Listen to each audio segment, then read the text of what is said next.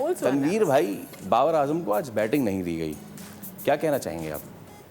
देखिए, मेरे ख्याल में कल परसों के शो में मैंने एक बात बोली थी कि आप कहीं शफलिंग कर रहे हैं तो एक चीज़ नज़र भी आती है कि यार ठीक है, आप कुछ ना कुछ कर रहे हैं। देखिए, मेरी सोच ये है कि हमारे कोई 11-12 ओवर में 100 रन हो चुके थे, ठीक है ना, 100 रन हो चुके थे।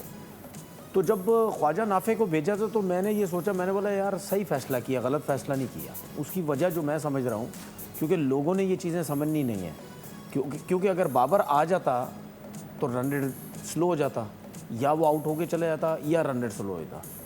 तो वो फिर लोग कहते कि यार 12 ओवर में 100 रन हुए थे, इसको भेजने की ज़रूरत क्या थी। लेकिन अगर आप सिचुएशन के हिसाब से देखें तो मैं समझता हूँ कि शायद सही फैसला किया है, क्योंकि अगर ख्वाजा नाफे को भेजा है तो वो फिर इसीलिए भेजा है कि यार रन रेट हमने स्लो नहीं करना, बहुत अच्छा इकॉनमी के हिसाब से चल रहा है, तो इसको वो ना करें। लेकिन जब ख्वाजा नाफे आउट होते हैं तो उसके बाद या आप अगर बाबर को भेजना था, आप बाबर को भेज देते, लेकिन उस्मान खान को क्यों नहीं भेजा गया? मैंने भी यही चीज़ सोची। जहाँ तक मुझे ही समझ आती है कि ज़रूर कहीं ना कहीं ऐसे लड़कों को मौके मिल जाते हैं कि जिनके बारे में बात होती है कि जी इनको ड्रॉप कर देंगे, सुपर 8 में मत लेके जाए, इनको भेज दे, ये बैटिंग कर देंगे, मुंह बंद हो जाएगा सबका, ठीक है। लेकिन जब बड़ी टीम्स आती उस टाइम तो नहीं जाते ये लोग सारे ऊपर। आप तुम ये क्या है, आप नाम क्यों नहीं लेते? शदाब की बात कर रहा हूँ, शदाब की बात कर रहा हूँ ना, कि अगर आपने उसको ऊपर भेज दिया है तो फिर बड़े मैच में भी तो भेजे। आर्गुमेंट यही ना तनवीर भाई कि आपने ख्वाजा नाफे नहीं, आपने ख्वाजा नाफे को क्यों भेजा? क्योंकि वो अच्छा स्ट्राइकर है। उसके बाद उस्मान खान को क्यों भेजना चाहिए था?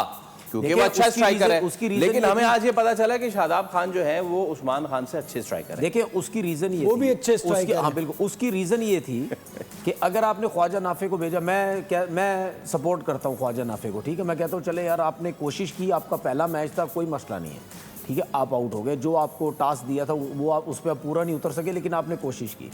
उसके बाद जिसने 44 रन किए इंडिया के अगेंस्ट, आपने उसको पैड बना के वहाँ रखा हुआ है। चले बाबर को तो मेरी नज़र में बाबर की समझ आती कि आप चले इकॉनमी स्लो ना हो जाए, आप उसको आपने नहीं भेजा, ठीक है। तो आपको उस्मान खान को भेजने थे, शदाब को आपने क्यों भेजा, ठीक है। तो बहुत सी चीज़ें ऐसी होती हैं कि चले यार भेज दे, रन हो जाएंगे, ठीक है, आउट हो जाएंगे, ये जो बातें चल रही हैं ये नहीं होंगी, सुपर 8 के मैचेस भी मिल जाएंगे, तो कहीं ना कहीं ये चीज़ें होती हैं। अच्छा ठीक है जी, शादाब ने अगर 36 रन किए तो कौन से कंफर्टेबल 36, आखिरी ओवर आग में एक दो छक्के उसने लगाए तो जाके 36 रन हो गए, ठीक है, वरना तो उसकी परफॉर्मेंस तो कुछ भी नहीं थी, वरना उसके तो रन्स भी कुछ नहीं थे, ठीक है ना। तो बात ये है कि अगर कोच ये समझता है कि इनमें एबिलिटी है तो फिर कोच को ये भी पता होना चाहिए कि यार अभी न्यूजीलैंड का मैच भी है, भेजो ऊपर ज़रा, इंग्लैंड से मैच है, भेजो ऊपर ज़रा, श्रीलंका से भेजो ऊपर, तो फिर आपको एक आइडिया हो जाएगा, ठीक है, आइडिया हो जाएगा।